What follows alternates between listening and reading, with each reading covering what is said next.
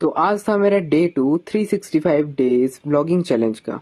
आज सुबह मैं बहुत जल्दी उठ जाता हूँ क्योंकि मुझे जाना था अपने स्टेट कैपिटल भुवनेश्वर, क्योंकि वहां पर कुछ मुझे काम था जो कि आपको आगे पता चल जाएगा। तो मैं जल्दी से अपना कार्यक्रम खत्म कर लेता हूँ, फिर खाना खाकर और तैयार होकर अच्छा खासा हैंडसम दिख रहा हूँ ना, तैयार होकर मैं निकल जाता हूँ अपने डेस्टिनेशन की तरफ, जो कि होता है रेलवे स्टेशन।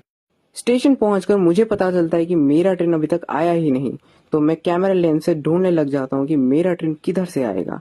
लेकिन ढूंढते ढूंढते ये पता चलता है कि मेरा ट्रेन आज 40 मिनट लेट है। फाइनली कुछ समय के फ्रस्ट्रेशन के बाद हमारा ट्रेन प्लेटफॉर्म नंबर 3 पर आ जाती है और मैं दौड़ के जाके अपने सीट पर बैठ जाता हूँ। फिर मैं कुछ नज़ारे कैप्चर करने की कोशिश करता हूँ, पर ग्लास इतनी साफ सुथरी थी कि कैप्चर ही नहीं हुई।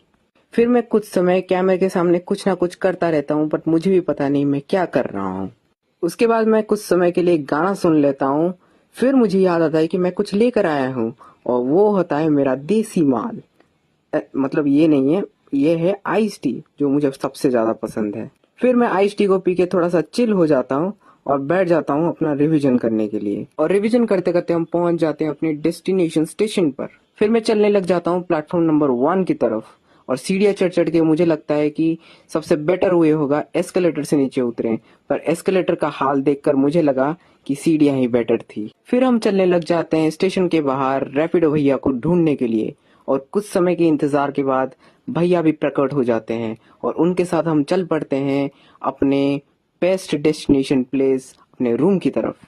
और ये था मेरा रूम नंबर 303, जो कि दिखने में छोटा था पर सुविधाओं में था बड़ा, क्योंकि यहाँ पर था टीवी, एसी, और क्या चाहिए भाई। कुछ समय मेन्यू खंगालने के बाद हम खाना ऑर्डर कर देते हैं, और खाना आते ही हम खा के सीधा बैठ जाते हैं पढ़ाई करने, क्योंकि पढ़ाई इंपॉर्टेंट होती है।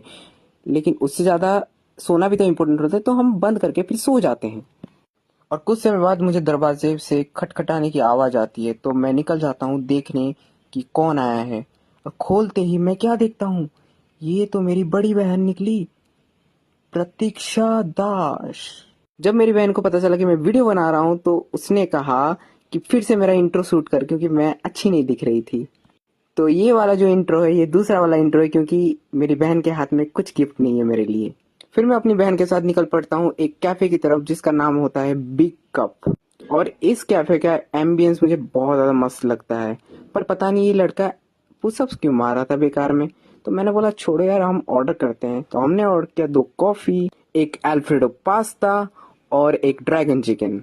फिर हम निकल पड़ते हैं डीएन रेगालिया मॉल को एक्सप्लोर